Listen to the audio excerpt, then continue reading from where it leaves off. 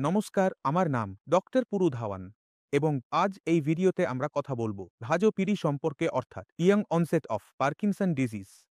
এখন পার্কিনসন ডিজিজের যখন আমরা নামটি বলি তখন আমাদের মনে হয় রোগী কাঁপছে, তাই না হাত পা কাঁপছে, আমাদের ঘাড় নড়ছে।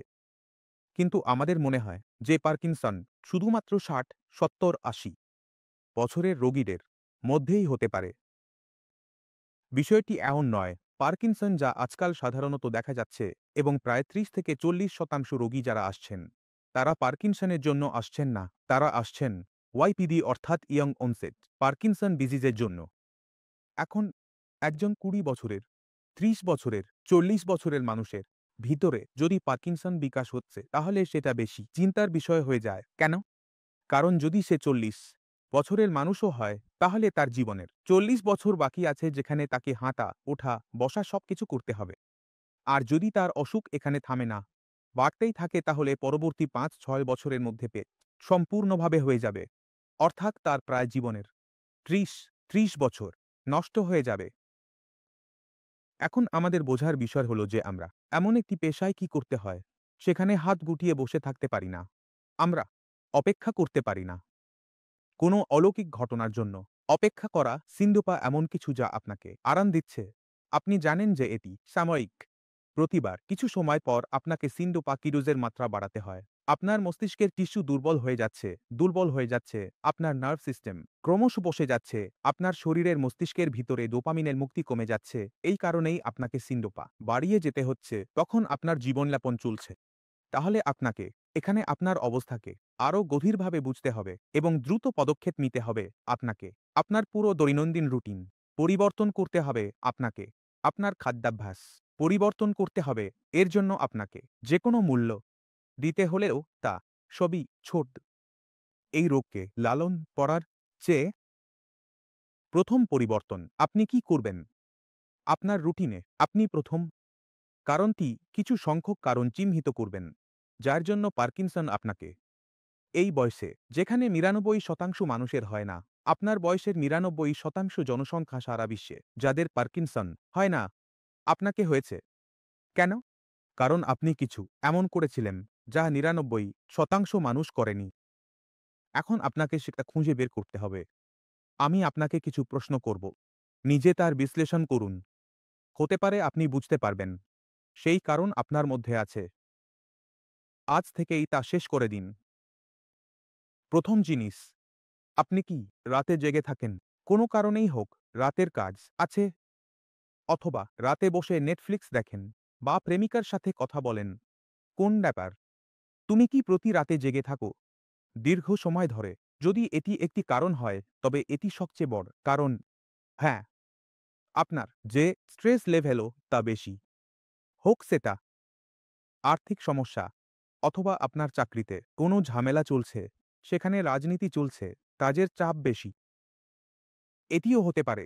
দ্বিতীয় কারণ, তৃতীয় কারণ কি? আপনার পরিবারে আপনার বাবা-মা বা আপনার দাদা-দাদি বা আপনার কাজিনদের মধ্যে কারো পার্কিনসন বৃদ্ধ বয়সে ছিল।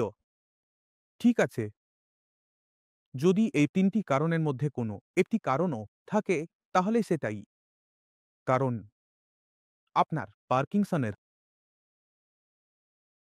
এখন পরিবর্তন করতে হবে কি? আপনাকে আপনার মানসিকতা পরিবর্তন করতে হবে।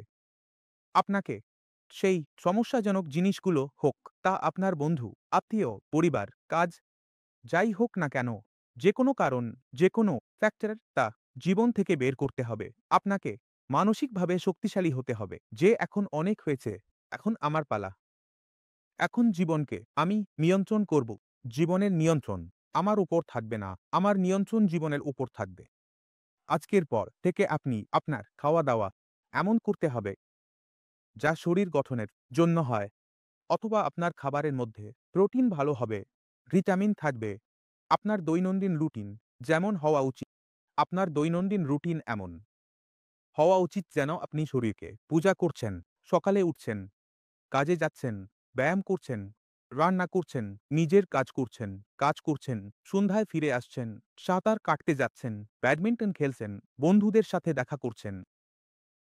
আপনাকে সেই ধরনের পরিবর্তন করতে হবে যে আপনি যেকোনো কার্যকলাপ যা সামাজিকীকরণের জন্য করেন, বন্ধুদের সাথে দেখা করার জন্য করেন, তা বাড়িতে হবে না, তা পার্কে হবে, ক্লাবে হবে, খেলা খেলার সময় হবে, যাতে আপনার শারীরিক ব্যায়ামও হয় এবং আপনি মানুষের সাথে সামাজিকীকরণও করতে পারেন। খাবারের মধ্যে আপনাকে সবজির পরিমাণ বেশি বাড়াতে হবে। আপনি পালং শাক, বাথুয়া, মেথি এগুলো যোগ করুন যা আপনি এড়িয়ে চলেছেন। আমি বলছি না, কিছুই না, তাহলে মূলা এবং ফুলকপির যে শুকনো পরোটা হয়, না, তা খেয়ে নাও। দিনে যত খেতে ইচ্ছা তরি খাও, কোনো সমস্যা নেই। আগে রুটি আজ থেকে বন্ধ, ডাল রুটি, মাটির রুটি, বিট রুটি, পালং শাকের রুটি, যা খেতে ইচ্ছা করে খাও, যত খেতে ইচ্ছা তক খাও। আপনাকে যা খেতে হবে না তা হলো জাঙ্ক ফুড।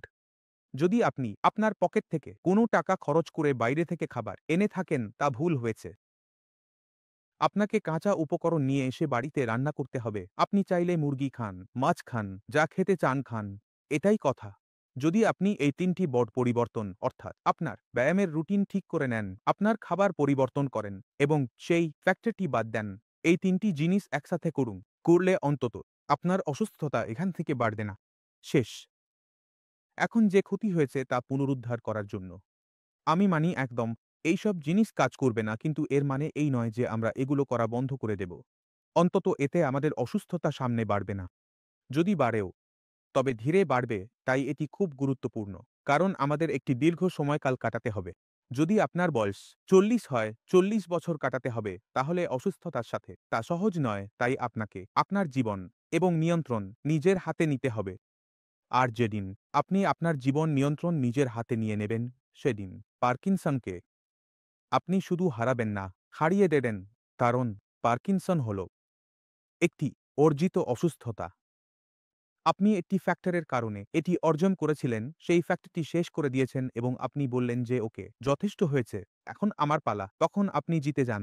একটি বাঁশি পরিবর্তন হয়ে যায় এবং সেটি জরুরি। তাই আমি আশা করি এ থেকে অনেক কিছু পাওয়া যায়। কিন্তু যাওয়ার আগে আমি চাই যে কিছু আপনার মতো কিছু রোগীর সাথে দেখা করে যান, যাতে আপনি বুঝতে পারবেন আমি একা নই।